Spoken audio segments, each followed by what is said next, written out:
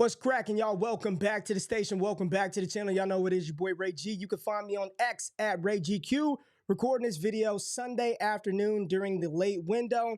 First half of NFL. Awesome Week 11 slate. Some good stuff that happened in the NFL, but some even doper stuff and better things that happened in the college football world yesterday on Saturday. And that's what I'm here to do. Talk through a 2024 early look, rookie mock draft, sort of big board, and talk about some of the players that are popping across the college football landscape. So if it's your first time tapping into the channel, into the content, this is what we do. Rookie season is when DD heats up. So make sure you drop a like, comment below, subscribe to the channel.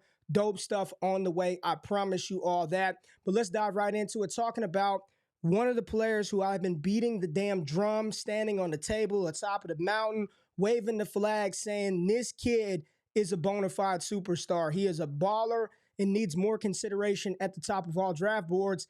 And finally, he's starting to get that recognition. And I'm talking about LSU quarterback Jayden Daniels.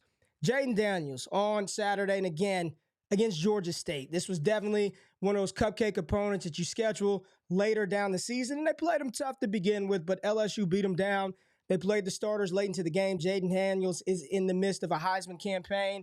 6 touchdowns through the air, 413 passing yards. 5 incompletions on the night for him. He also gave you damn near 100 on the ground, 96 yards, 2 touchdowns.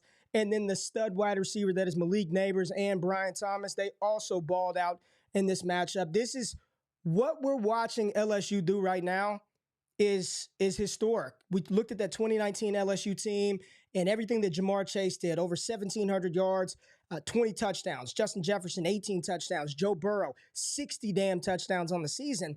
And right now, Malik Nabers, he's 284 yards away from being LSU's all-time career receiving yard leader. It's a couple of yards away from that, from setting Ja'Marr Chase's record, breaking Ja'Marr Chase's SEC single-season record. And that was with Chase playing one extra game where he had 220 yards in that national championship. Both of these players are legit. They are big time. And when I'm looking at and thinking about rookie drafts right now, here's what I don't want to do. I don't want to react too much by what we're watching and seeing out of Daniels, out of Nabers, to say that he's QB2, QB1, anything like that. Like, it's still, and we're going to get to it right now, in my opinion, it is still 101 in super flex formats in 2024. It's still Caleb Williams right now. It's still Caleb Williams, and I get it. There are some people who are just prospect fatigued out with Caleb Williams. They're tired of hearing the name. They're tired of seeing it, and then they start to point to things like losses and wins, QB wins, as to why he's going to be successful or fail. And I just caution everybody, do not succumb and fall victim to that foolishness. Caleb Williams is an incredible franchise-changing prospect. He had 384 this past Saturday. They lost to UCLA. This USC team is no good. They cannot run the ball. Lincoln Riley, in my opinion, I know everyone gives him credit for developing or making Jalen Hurts and Kyler Murray.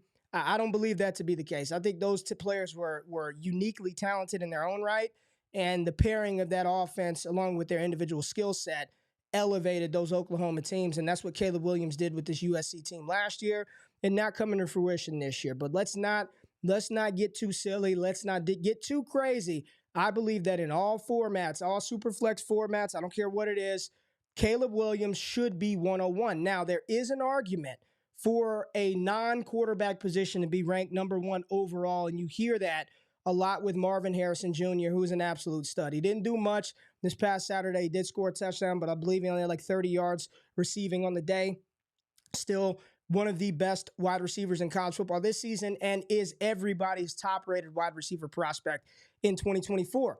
Now, the question mark becomes this. Everybody knows that in Superflex, quarterbacks are king, and quarterbacks reign supreme. So right here, what we normally do is we slot Drake Maye, quarterback out of North Carolina, right in here at the 102 spot. But given the way that Dynasty is played today and what we're seeing, some of these skill position players, how much value they hold and how quickly we are to jump ship with quarterbacks in today's Dynasty landscape, I could make the case that here at 102, instead of Drake Maye, this should actually be Marvin Harrison Jr. at the 102. And the value that Marvin Harrison Jr. brings to your roster, I guarantee you, come 2024, Marvin Harrison's a top 5 pick, top 3 pick, top 2 pick in the NFL draft. you can acquire whatever quarterback that isn't some elite CJ Stroud, Patrick Mahomes, Jalen Hurts. You can get that quarterback with Marvin Harrison Jr. and package up some other things in order to get another receiver in return. I'm almost at the point where I feel safer today with Marvin Harrison Jr. at 102 than I do any other quarterback not named Caleb Williams. So right now, thinking about value, thinking about how the philosophy and mentality of Dynasty Gamers shift, and some of the other quarterbacks who may be pushed down further on the board, I'm going to slot Marvin Harrison here at the 102. I do believe there's a case to be made for him to be number one overall. Super flex for me, it's still Caleb Williams, with Marvin Harrison Jr. coming in a close second for me. And then Drake Maye today, right now, still quarterback 2 for me. I very much so want to elevate and put Jayden Daniels in that category, but I just can't do it right now. I understand that when you look at Maye's everything from top to bottom, maybe it's not as pretty or clean as a lot of people had hoped. Maybe he's not putting up the monster stats and the monster numbers. And you see, versus Clemson, didn't have a very good game, right? He did not play well. Sub 50% completion percentage. It has not looked as though what we expected from Maye coming into this season. But this is a North Carolina team. Let's not forget that he didn't have his most dynamic and best wide receiver to start the season, Devontae Walker, who was ruled ineligible by the NCAA for the majority of the first half of the season. So he didn't have that there. He's got a lot of young players around him. I still think Drake Maye is the absolute is the goods. He can do everything, run the ball. He's got a cannon of an arm, accuracy. He's still quarterback 2 for me, but I do believe it is a real conversation between he and Jayden Daniels, who will clock in as the 104, in my opinion, for that quarterback 2 spot. And I believe as we progress through the pre-draft process, Daniels looks like he's going to be headed down to Mobile with Jim Nagy at the Senior Bowl. 6'4", just like Drake Maye, faster than Drake Maye, probably similar arm as Drake Maye. You're talking about doing it in the SEC for multiple seasons. Jayden Daniels is the player who started as a true freshman at Arizona State. There's going to be a lot of steam and momentum, especially in the game that we play, where we know how deadly quarterbacks who can move around and are accurate are.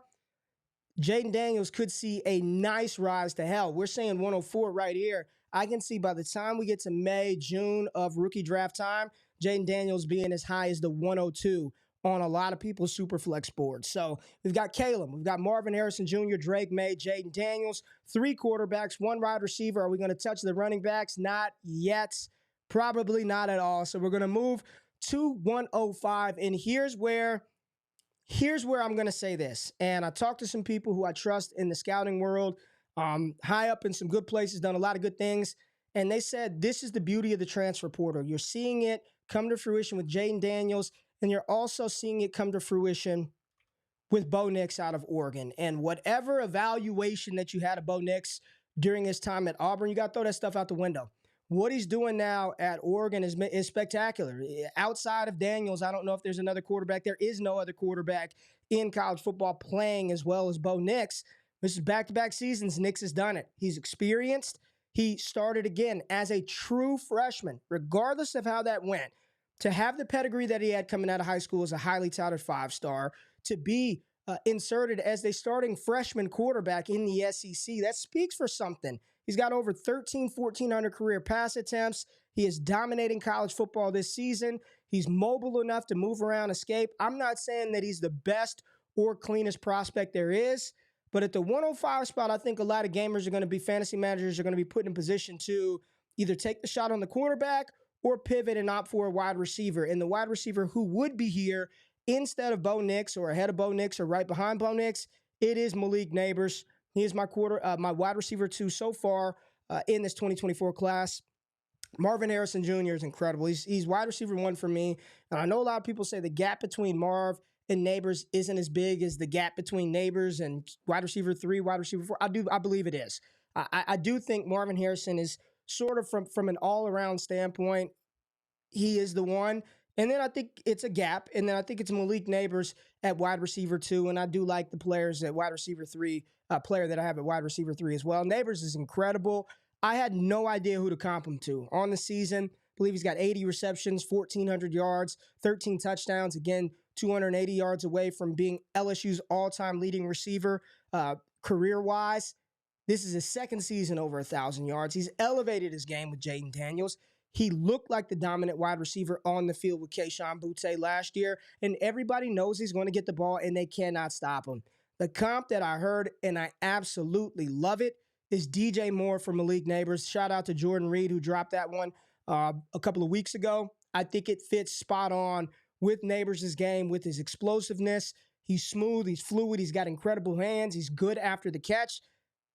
Wide receiver, too. I think Malik Nabers is the real damn deal. You look at his analytical profile, it's right there with Jamar Chase. So this is a player who is going to be highly touted, highly coveted, and you could see him going 105 instead of Bo Nix. But in this scenario, we're going to play and cater to the format a little bit more, and I'm going to lean on Bo Nix today, but Malik Nabers could definitely be a top 5 pick when it's all said and done. Now we pivot to the 107 spot, and here's where things get interesting.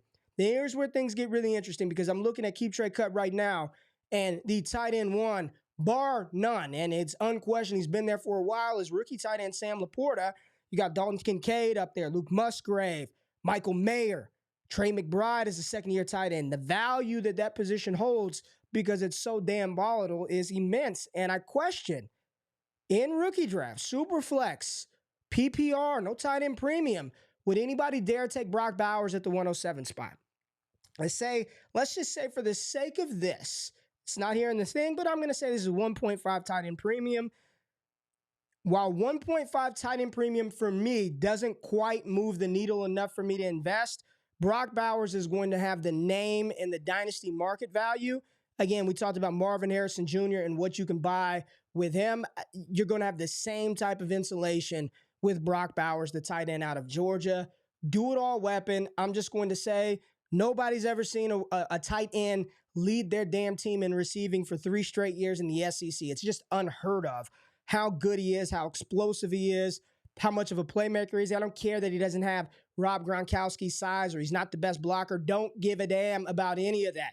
You see Dalton Kincaid out there in line trying to block Myles Garrett? No, because he's out wide running routes. That's what Brock Bowers is going to do. And he's going to enter the NFL, and he's going to be valued as a top 3, top 4 dynasty tight end.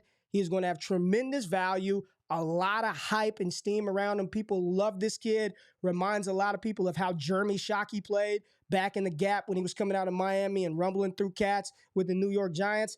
Brock Bowers has that same type of physical makeup. People are going to love him. I think 107, 108, 109 range is more than appropriate for a tight end of this pedigree and this caliber. So Brock Bowers, 107. Now, 108, not going back to the quarterback well just yet. We'll talk about that in a second. So we are going to stay at the wide receiver position, and I am going to slot in Rome Odunze, wide receiver out of Washington here at the 108 spot. Coming into the year, I said it inside our private Discord, premium spot, DestinationDevy.com. You could join the squad over there. But Rome came in as my wide receiver 2, right behind Marvin Harrison. Nabers was 3. It was Rome, Nabers, Nabers, Rome. Nabers has quickly ascended to that 2 spot, but Odunze is right there behind him. From my hometown of Las Vegas, Nevada, Rome Odunze has been out there dominating, looking smooth, 6'3", 210 pounds, fluidity, body control, contested catch, run after the catch. He can do it all. This is a player who is going to be picked very early in the NFL draft. This receiver class is outstanding, and you look at these 3 receivers sitting inside the top 8, all of them 6 foot plus, all of them 200 pounds or heavier. This is a dope class, and Rome Odunze's skill set that he brings to the table is right on par with Malik Nabers and skill set on par with Marvin Harrison Jr. I'm loving it. If I've got a mid-first rounder in 24, and you're telling me that I'm going to be staring down the barrel of a Nix and Nabers, a Bowers, and Odunze, or the player that we're going to talk about here at the 109 spot, the player catching, throwing Odunze the passes, Michael Penix Jr. at 109. This is a polarizing player. Michael Penix is going to be an older rookie. Michael Penix has an injury history longer than the CVS receipt. Multiple ACL tears, shoulder injuries. But Michael Penix Jr. is a you-know-what, a ball placement specialist. And the last ball placement specialist that we had coming into the NFL is a rookie quarterback by the name of C.J. Stroud, and he is getting votes for not only, he's runaway rookie of the year, but he is being talked about in consideration for NFL MVP most valuable player because his accuracy and ball placement is rare. Michael Penix Jr., he only does damage from the pocket. He ain't going to move anywhere. Off structure, not very good. But you know what? Caleb Williams in structure isn't very good. If you give Michael Penix Jr. a clean pocket, he is going to shred you. Didn't have a monster numbers performance this past Saturday versus a very tough Oregon State defense. But man, oh man, I'm seeing Seahawks fans talking about that team drafting Michael Penix Jr., Falcons potentially getting their hands on a Daniels or a Penix. If they land in spots like that, I am all in. I don't care how old he is. I'm only going to get 4 or 5 years out of him. Great. I'll deal with the other 6 or 7 in 2030 when I've got to pick picks back then. He's going to – this is an interesting one because a lot of NFL people still say 3rd, 4th round pick. I'm not sure. Washington is looking like they're going to have a nice little playoff run. Everything that's happening with Michigan, they don't look as explosive offensively. If he puts together a big playoff performance, big Pac-12 championship performance, and a solid pre-draft, we could be talking about Penix Jr. as a first-round pick. And quarterback with his skill set in the right situation, surrounded by weapons and playmakers, tell me he's anything worse than what's in Atlanta right now. Is he anything worse than what we just saw from DTR in Cleveland? Or hell, Deshaun Watson, Kenny Pickett for that matter. Could he? Let's not go Watson. I'm taking it too far, but you get the point that Penix with an opportunity, I would be in on that player. 110, man, I'm going to do it right now because we are going to play and cater to the format, but I don't know. J.J. McCarthy at the 110 spot. This is the player that everybody wants to be the QB3 in this class because he has all the physical tools in the world. However, so far, Michigan is yet to deploy him as the true passing weapon that he is or potentially could be. We just haven't seen it from McCarthy. They don't have to throw the ball a lot. Doesn't get in rhythm. You see him make some incredible throws.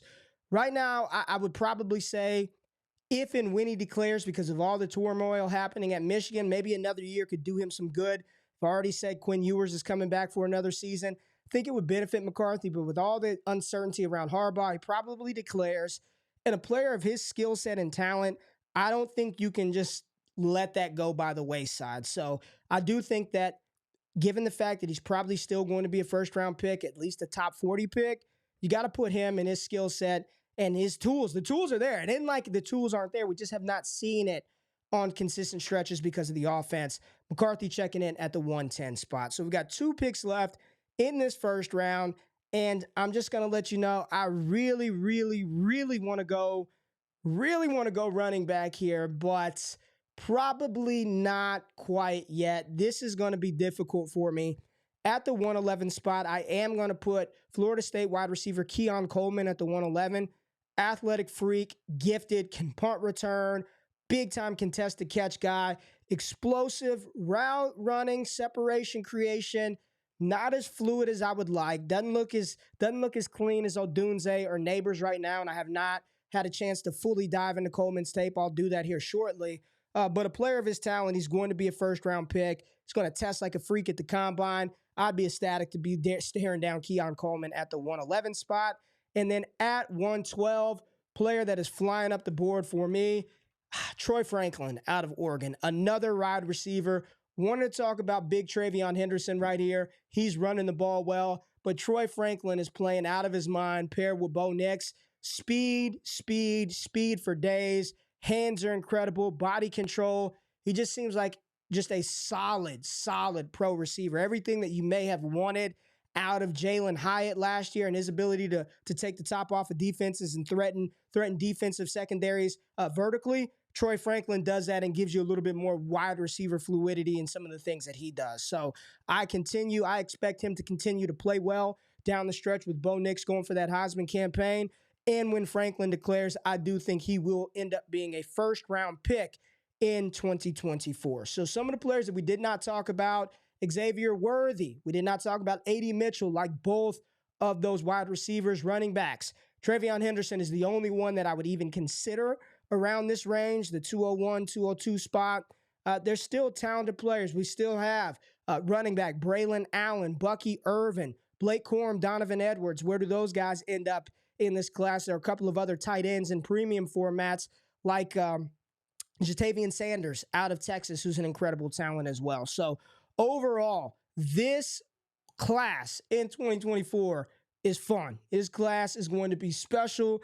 And what a time to need a wide receiver if you are an NFL franchise. So there it is. Quick reactions following this past weekend of college football action and what we're seeing happening in the NFL. Now, thank y'all for tapping in the show. Make sure you hit that thumbs up button, subscribe, like the content, and wake y'all asses up. Me and Jay Rich going through all the fantasy storylines tomorrow morning on Wake Up Live, 8 a.m. Eastern Standard Time.